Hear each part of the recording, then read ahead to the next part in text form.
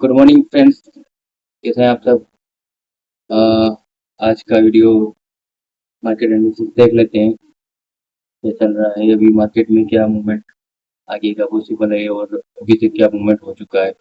तो last video में जब मैंने शुरू लास्ट वीडियो जब ख़त्म किया था उसमें मैंने दो सिचुएशन बताई थी कि मार्केट या तो इसी रेंज में कहीं टाइम पास करेगा, दूसरा कि एक बार के लिए 260 270 के आसपास से शॉर्ट का ट्रेड इनिशिएट हो सकता है, या यहाँ से जो पैटर्न चल रहा था उसमें उसके हिसाब से यहाँ से भी कंप्लीट होना चाहिए। तो मैं वो बटन वापस से ड्रॉ कर देता हूँ।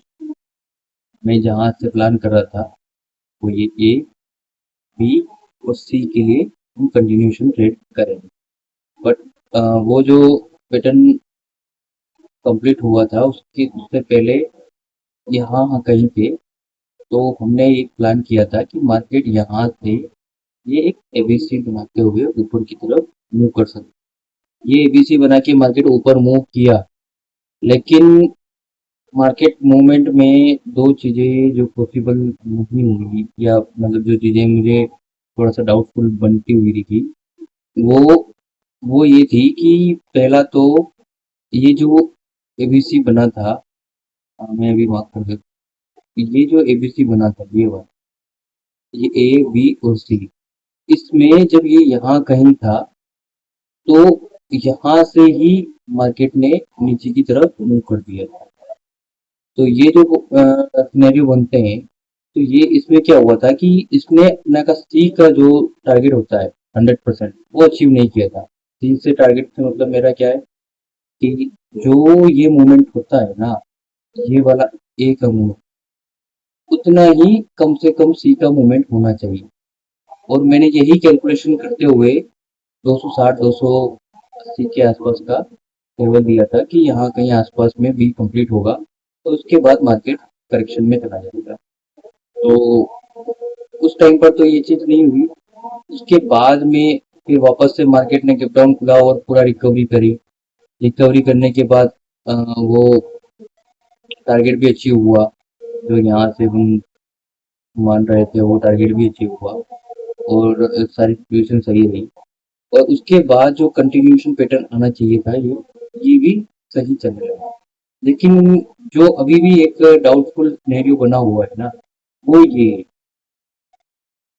ये इम्पल्सिव नहीं है, ये WXY बनते हुए आ रहा था और उसमें भी बहुत सारे कॉम्प्लिकेशंस बन रहे हैं। मैं अभी चार्ट पे एक्सप्लेन करने लगूंगा तो बहुत टाइम लग जाएगा इसके बारे में, बट ये चीजें भी यहाँ पर इम्पल्सिव नहीं हुई। तो ये अगर इम्पल्सिव नहीं है, दैट मीन मार्केट अभी भी रनिंग करेक्शन में ही है। और एक प्रिडिक्शन मैंने पहले भी की थी उस टाइम लास्ट वीडियो में कि हम इसी रेंज में इसी जगह पर कहीं ना कहीं आसपास टाइम पास करते रहेंगे। हमारे पास ऊपर में 250 300 और नीचे में 800 का जोन, और इसी जोन के अंदर अंदर हमारा लगभग यहाँ से 3 4 दिन का टाइम पास हो सकता है। तो जिनको मैंने स्ट्रगल के बारे में बताया था कि जो पोजिशनल रेंज सेलिंग करते हैं, वो यहाँ पर एक पोजिशनल रेंज सेलिंग ये इस जोन की कर सकते हैं और सेंटर 24,000 के आसपास का रख सकते हैं। देखा जाए तो मार्केट रेंज के अपर साइड लोअर साइड दोनों साइड टेस्ट किया और उसी हिसाब से मूव किया है जिस हिसाब से उन्होंने प्लान किया था। वो प्लान क्यों किया था, तो एक मैं आपको हिंट दे देता हूँ कि जब भी मार्केट पे आप रेंज सेलिंग की प्लान करो, तो रेंज सेलिंग का पहला रूल होता है, पहला सिस्टम है, रूल तो क्या ही बोलूँ उसको, कि मार्केट एक बार मूव करता है, मूव करने के बाद पोज बनाता है। तो जब भी देखोगे आप प्रीवियस टाइम में भी ये ऐसे पैटर्न बहुत बार रिपीट हुए कि मार्केट यहाँ पर देखोगे तो मूव किया, उसके बाद यहाँ कहीं रेंज बनाई और इसी रेंज के सेंटर के आसपास ऊपर नीचे ट्रेड करता रहा। फिर मार्केट ने ये मूवमेंट की, उसके बाद ये सेंटर बनाया और इसी रेंज में टाइम पास करता रहा। फिर मार्केट ने ये मूवमेंट करी, उसके बाद ये सेंटर बना दिया और इसी सेंटर के आसपास ऊपर नीचे मूव करता रहा। तो ये जो पैटर्न है ना, ये पैटर्न रिपीटेटिवली कर चलते रहते हैं। अब यहाँ पर देखोगे तो ये मूवमेंट और यही रेंज, फिर वही पैटर्न बना। तो जब भी ऐसा मूवमेंट होता है, उसके बाद आपको रेंज सेलिंग कैसे करनी है, वो उसकी कुछ हिंट दे देता हूँ। अब जब यहाँ पर देखोगे, ये जो इम्पल्सिव मूव, ये जो इम्पल्सिव मूव था यहाँ से यहाँ तक का, इस मूवमेंट में एक बार मूवमेंट होने के बाद आप जब इसको डेली टाइम फ्रेम में देखोगे, तो अगले दिन क्या हुआ, एकदम पोस्ट कैंडल आ गई। मैं इसे फ्लिप कर देता हूँ, आपको साफ सुथरा दिखेगा। ये कैंडल देख पा रहे हैं आप, इस मूवमेंट के बाद पोस्ट कैंडल। ये पोस्ट कैंडल के बाद आप डिसाइड कर सकते हो कि क्या मार्केट अपनी रेंज बनाने की प्लानिंग में है। वो कैसे करेंगे, तो उसके लिए आप क्या करेंगे कि जब भी कोई बड़ा मूवमेंट हो जाए, उसके बाद ढूंढो कि डोजी टाइप की कैंडल कहाँ बनते हैं। जैसे ये मूवमेंट हुई, उसके बाद क्या हुआ, यहाँ पर डोजी बना।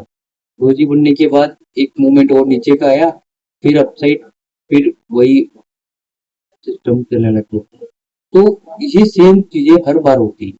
मार्केट जब भी बड़ा मूवमेंट करता है, उसके बाद जैसे ही पोज लेगा, ये यहाँ पर पोज लिया, उसके बाद क्या करेगा मार्केट, इस पोज कैंडल के मिडिल एरिया के आसपास या अपर एरिया के आसपास जो भी रेंज ऑप्शन चेन से आप ढूंढोगे, ऑप्शन चेन में भी आप देखोगे तो कहीं ना कहीं उसके आसपास की राइटिंग आपको बार बार विजिबल होगी कि मार्केट उसी रेंज जोन के आसपास राइटिंग मतलब दिख रही है। जैसे कि 24,000 भी जो रेंज बनी थी, 24,100 के आसपास की कॉल राइटिंग बार बार चलती रही।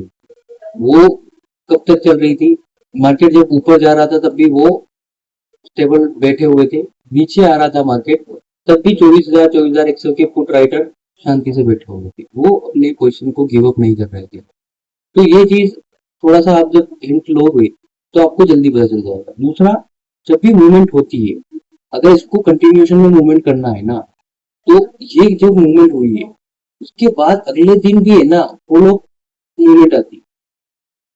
जब इतनी बड़ी मूवमेंट हो चुकी है, उसके बाद क्या होगा, एक जनरल चांस है कि हाँ मार्केट यहाँ कहीं पोज बना देगा। वो पोज बनी गया, उसमें जिस हिसाब की राइटिंग आई है, वो आपको बहुत सारी हिंट दे देगी। वो ऑप्शन चेन से आपको समझ में आ जाएगा कि कैसे आपको वो रेंज फाइंड आउट करनी है। और आप नहीं भी कर पा रहे ना, तो भी आप एक जनरल कॉन्सेप्ट यूज कर लो कि जो लोज बने हैं, मतलब आफ्टर वॉलेटिलिटी के बाद वॉलेटिलिटी में जो बड़े बड़े लोज बनते हैं या लो या हाई बन जाते हैं, उस हाई और लो रेंज को मार्क कर लो। जब मार्केट उस रेंज के अंदर पोज बनाने लग जाता है, तो ऑटोमेटिकली वहां पर आपको सिम्टम्स मिलने लग जाएंगे कि मार्केट इसी रेंज में टाइम पास करने लगेगा।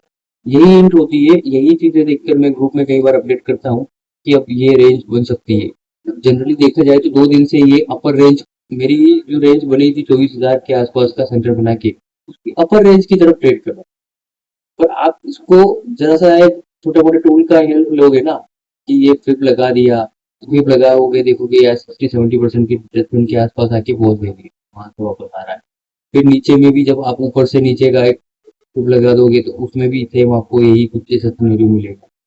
50 से 60%, ये 50% है और ये 60, तो यहाँ कहीं आसपास आके फिर बहुत ले रहा है। और यही कोई जब ये इन दोनों का कॉन्फ्लिक्ट आएगा ना, एरिया आएगा, तो वो आपका सेंटर स्ट्राइक हो सकता है। अब उसमें देखो सही गलत तो चीजें होती रहेंगी। आप हेजिंग के साथ कर रहे हो तो आप कर सकते हो, या फिर आप नेकेट सेलिंग करते हो तो थोड़ा सा आप स्टॉप लॉस ले लो, मतलब जो प्रीवियस लोग बने उनके स्टॉप लॉस लगा के भी ट्रेड कर सकते हो। या फिर एक बार लो ब्रेक करके वापस से अगर उसी रेंज में मार्केट आ जाता है, देन उसके बाद आप वो क्वेश्चन इनिशिएट कर सकते हो। जैसे कि यहाँ कहीं पे भी हुआ था कि जब ये मार्केट में मूवमेंट हुआ, उसके बाद क्या हुआ, ये पोस्ट कैंडल बन गई यहाँ पर। ये जब मार्केट पोस्ट कैंडल बना दिया तो यहाँ कहीं टाइम पास होने के चांस बन जाते हैं। तो जैसे ये मूवमेंट हुई, बड़ी मूवमेंट यहाँ हुई, उसके बाद देखोगे तो आपको यहाँ पर लो ब्रेक हुआ और वापस उसी रेंज में आके क्लोज कर दिया मार्केट। तो फिर ये रेंज फाइनलाइज हो जाती है। जब बड़ी रेंज बनी है, उसके बाद देखो यहाँ पर भी बड़ा मूवमेंट हुआ, बड़ा मूवमेंट हुआ उसके बाद फॉलो अप मूवमेंट हो, अगर फॉलो अप मूवमेंट हो गई है तो हमारे पास अभी भी रेंज क्लियर नहीं है। जिस दिन फॉलो अप मूवमेंट का पोज आ जाएगा, इस फॉलो अप मूवमेंट में क्या हुआ कि वापस से मार्केट ने नीचे जाके वापस ऊपर आके क्लोज कर दिया, इसी रेंज के अंदर, इस कैंडल की रेंज के अंदर क्लोज कर दिया। तो अब हमारे पास एक रेंज का सिनेरियो बन रहा है कि हाँ ठीक है, यहाँ कहीं मार्केट पोज ले सकता है। उस हिसाब से भी अपन ऑप्शन चेन के डाटा, बाकी F I I D I के डाटा देख सकते हैं, प्रो के डाटा देख सकते हैं, तो पता चल जाएगा कि कहाँ राइटिंग ज्यादातर हो रखी है और किस टाइप की रेटिंग हो रही है, उसके हिसाब से आप रेंज सेलिंग कर सकते हैं। तो ये तो रेंज सेलिंग का एक हिंट था। अब आते हैं मार्केट मूवमेंट के बारे में कि अब मार्केट क्या मूवमेंट कर सकता है। तो मैं कहा था कि मैं यहाँ पर जो बी कंप्लीट होकर करेक्शन के बाद सी की एक्सपेक्टेशन कर रहा था कि मार्केट यहाँ से कंटिन्यूएशन में नीचे की तरफ मूव कर सकता है। तो वो तो अभी पेंडिंग है क्योंकि वो भी होगा ऐसा ही, बट ये ए बी और सी के हिसाब से मेरा एक, मैंने एक टारगेट भी दिया था कि कम से कम 22,300 और उसके नीचे भी 23,300 और उसके नीचे 22,900 800 की रेंज में ये पैटर्न कंप्लीट होंगे। अब ये पैटर्न कितना टाइम लगाएंगे वो तो मार्केट डिसाइड करेगा, बट जनरली अब आप इसको थोड़ा सा वीकली टाइम फ्रेम में भी देखोगे ना, तो कहीं ना कहीं आपको एक चीज का हिंट मिल रहा होगा कि मार्केट बहुत टाइम से एक ही रेंज में टाइम पास कर, तो अब मार्केट कहीं ना कहीं इस रेंज को किसी भी साइड ब्रेक कर सकता है। मैं अपर साइड के बारे में नहीं सोच रहा हूँ, लोअर साइड के बारे में सोच रहा हूँ, क्योंकि मेरे Elliot wave pattern lower side का हिंट कर रहे हैं। अगर आपका व्यू है कि अपर साइड मूवमेंट कर सकता है तो आप भी रेंज, वही है कि रेंज ब्रेकआउट का प्लान कर सकते हैं। बट जो मेरा प्लान है, ये लो जो बार बार टेस्ट हो चुकी है, अब मार्केट अगर 23,800, ये जो 23,800 का रेंज है, ये इसको ब्रेक करता है तो मार्केट कंटिन्यूएशन में नीचे की तरफ मूव कर सकता है।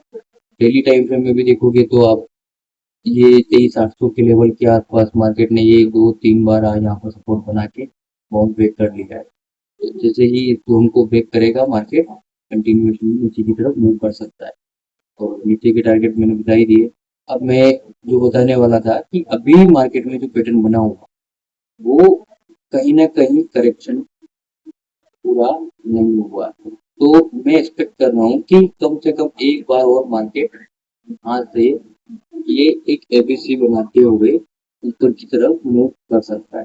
तो अगर किसी को यहाँ से लॉन्ग का भी प्लान करना है तो 23,930 के आसपास में छोटा मोटा स्टॉप लॉस लगा के, डबल स्टॉप लॉस जो भी आपको ठीक लगे वो यूज करके यहाँ से ऊपर का भी रेट बना सकते हैं। और अगर 23,800 ब्रेक होता है मार्केट में तो फिर तो मैं ये बीच के जो भी पैटर्न बने हैं उसको इग्नोर करूंगा एक बार के लिए, क्योंकि कई बार जब कॉम्प्लेक्स करेक्शन बन जाते हैं तो अंदर के छोटे छोटे पैटर्न बहुत सारे मतलब नॉइज बना देते हैं, फिर उससे क्लियर पैटर्न मिलता नहीं है। प्राइस अगर प्राइस बोल रहा है कि ब्रेक डाउन आ रहा है और मार्केट मूव कर रहा है तो फिर हम उसी फेवर में मार्केट पे ट्रेड करेंगे, वरना यहाँ तक के अभी चांस यही बन रहा है कि अभी एक दो दिन में मार्केट कम से कम ऊपर की तरफ मूव कर सकता है। दूसरा पैटर्न क्या पॉसिबल है सिनेरियो, वो दूसरा सिनेरियो ये पॉसिबल है कि मार्केट यहाँ से ये सीन आते हुए वापस नीचे भी, तो हमारे पास एक मेजर प्रोबेबिलिटी यही बन रही है कि मार्केट कम से कम एक बार के लिए 250 260 की तरफ भी जा सकता है। मैक्स टू मैक्स यही रेंज है 300 तक की। तो जिनके पास भी अभी राइटिंग है या राइटिंग की ट्रेड कर रहे थे अभी तक, वो अब यहाँ से थोड़ा सा राइटिंग की ट्रेड को अवॉइड करे तो ज़्यादा बेहतर होगा, क्योंकि जो मैंने विक के बारे में बताया था, आप विक्स का चार्ट उठा के देखोगे तो विक्स में भी पैटर्न अब यहाँ से राइजिंग पैटर्न बनते हुए दिख रहे हैं। ये डेली टाइम फ्रेम में लगाया था। अब ये देखो, जब हम एनालिसिस कर रहे थे लास्ट टाइम, पहले भी मैंने एक बार ये चीज़ आपको क्लियर की थी कि विक बार बार इसी जोन के आसपास कहीं सपोर्ट बनाता है। ये यहाँ पर भी बनाया था, यहाँ पर भी बनाया था, ऐसे ही और अभी यहाँ पे सपोर्ट बना रहा है। तो हो सकता है कि यहाँ से विक्स राइज करता हुआ मिले अपने को अगले 2-4 दिनों में। और वीकली टाइम फ्रेम में भी जब अपन देखेंगे तो वीकली टाइम फ्रेम में तो एकदम क्लियर पैटर्न बना हुआ है यहाँ पर।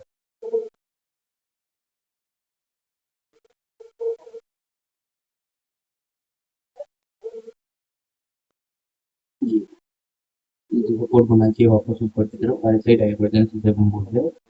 देखो नाम बहुत सारे हो सकते हैं पर मैं इसको सीधा अपने लैंग्वेज में यूज करता हूँ। तो ये आर एस आई डाइवर्जेंस जो हो रहे हैं उसके हिसाब से मार्केट में भी अपर साइड का मूवमेंट पॉसिबल है। और एक चीज वो देखोगे आप कैंडलस्टिक पैटर्न को भी थोड़ा सा नोटिस करोगे ना, तो यहाँ पर देखो ये पैटर्न क्या था बना था, उसके बाद ये यहाँ पर देखो, उसके बाद यहाँ पर देखो, और यहाँ पर ये जब सिमिलरिटी आपको बार बार एक जैसी रिपीटेशन में दिखती है ना, मार्केट पैटर्न को रिपीट करता ही है। उसमें कुछ छोटे मोटे वेरिएशन आ जाते हैं प्राइस के या इंटरनल स्ट्रक्चर के बदलाव के। बाकी जो मेन पैटर्न होते हैं वो तो हमेशा रिपीट करता ही रहेगा। तभी तो हेड एंड शोल्डर या कप एंड हैंडल पैटर्न या कोई वेज पैटर्न हुआ, बॉक्स हुआ, ये सब चीजें फॉलो करते हैं या इनको ट्रेड करते हैं। तो सेम सिचुएशन वही है। अभी भी आप कैंडलस्टिक पैटर्न देखोगे तो यहाँ पर भी सेम डोजी वही बनी, यहाँ पर भी बनी, यहाँ पर भी बनी, यहाँ पर भी है। तो चांस है कि अगर ये 15 के ऊपर विक्स निकलता है तो मार्केट पे मेरे जो टारगेट है लोअर साइड के वो आ सकते हैं। और आप निफ्टी पे देखोगे ना, तो निफ्टी पे भी क्या पैटर्न बना हुआ है, निफ्टी में भी सेम कंडीशन वही है कि भी है, एक हेड एंड शोल्डर पैटर्न बना हुआ है। तो निफ्टी में जब हेड एंड शोल्डर पैटर्न है कि यहाँ पर देखो,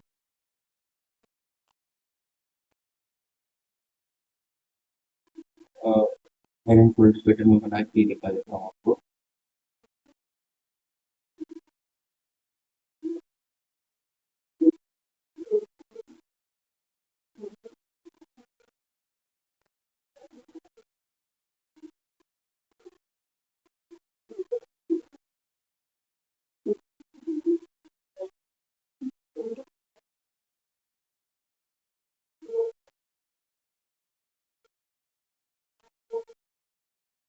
ये clear head and shoulder pattern यहाँ पर। तो कहीं ना कहीं चांस सिमिलर ही बन रहे हैं। बस एक जो इंटरनल पैटर्न का चांस है ना, वो मुझे एक ये हिंट दे रहा है कि मार्केट कहीं हो सकता है एक बार के लिए 23,300 24,300 तक भी मूव कर सकता है। अगर ये मूवमेंट हुआ है तो हमारे पास एक अच्छी अपॉर्चुनिटी होगी नेक्स्ट शॉट इनिशिएट करने का। और दूसरा अभी यहाँ से भी हमारे पास एक चांस है साइड के मूवमेंट को प्ले करने के लिए।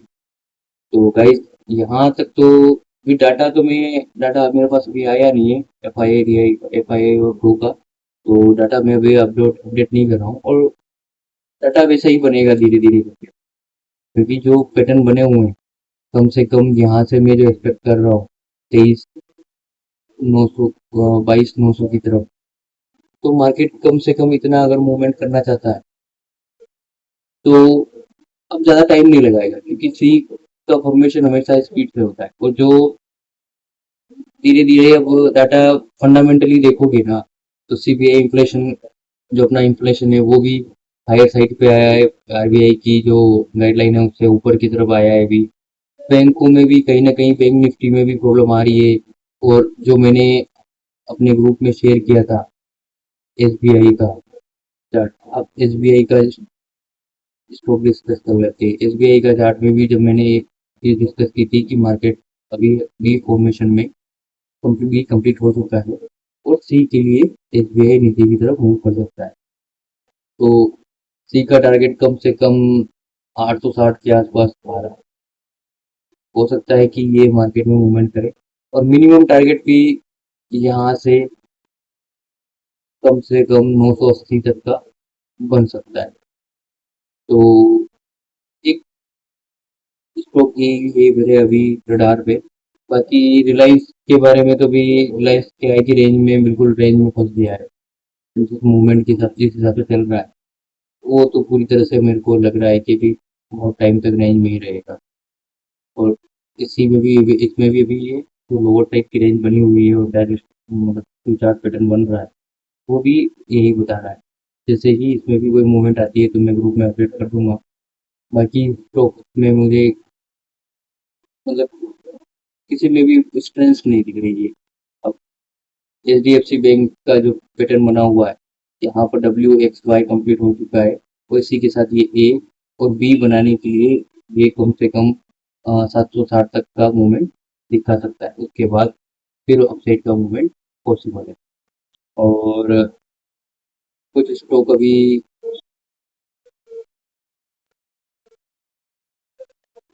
इस बैंक में भी वही कुछ पैटर्न बनते हुए दिख रहे हैं तो यहाँ पर कहीं ना कहीं डिस्ट्रीब्यूशन का पैटर्न बनता हुआ लग रहा है। तो हो सकता है इसमें भी एक अच्छा करेक्शन देखने को मिल सकता है। और डेली टाइम फ्रेम में देखोगे तो पैटर्न कुछ ऐसे ही बन रहे हैं अभी यहाँ। हो सकता है कि ये भी नीचे की तरफ मूवमेंट कर सकता है। और बैंक निफ्टी में भी एक चीज आप देखोगे तो बैंक निफ्टी ने क्या पैटर्न बनाया है। बैंक निफ्टी भी अभी वीकली टाइम फ्रेम में आप देखोगे ना तो 4 वीक से एक ही रेंज में ट्रेड कर रहा है। तो हो सकता है कि अब ये रेंज का कहीं ना कहीं अपर साइड या लोअर साइड ब्रेकआउट या ब्रेकडाउन आ सकता है। अगर नीचे की साइड निकलता है और ये 57,000 के नीचे अगर ये ट्रेड करना स्टार्ट करता है तो फिर इसमें भी लोअर लेवल के टारगेट आराम से विजिबल होंगे। 54,000 तक भी आकर मूवमेंट पॉसिबल है। जितना भी ये मूवमेंट हुआ है ये मूवमेंट पूरा खत्म हो। तो यही है अभी तक का अपडेट। आगे जो भी पैटर्न बनते हैं उस हिसाब से मैं आगे धीरे धीरे और अपडेट करता रहूँगा और कोशिश करूँगा वीडियो को भी कंटिन्यू कर सकता हूँ।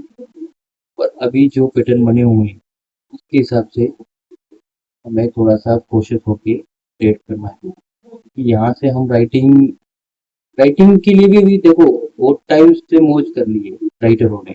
इस जोन में बहुत अच्छे से राइटिंग करके पैसा कमाया है। फिर मार्केट ने थोड़ा सा यहाँ परेशान किया वापस से नीचे आया फिर इस जोन में अच्छा खासा राइटिंग में पैसा बनाया।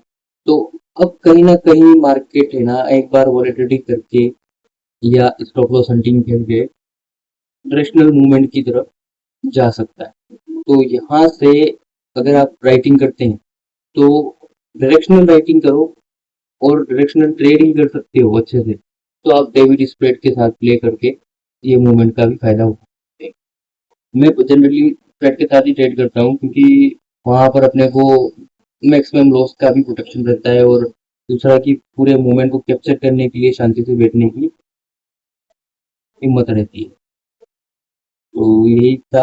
मैं एक बार रिपीट कर देता हूँ मार्केट पे व्यू मैंने बता दिया है।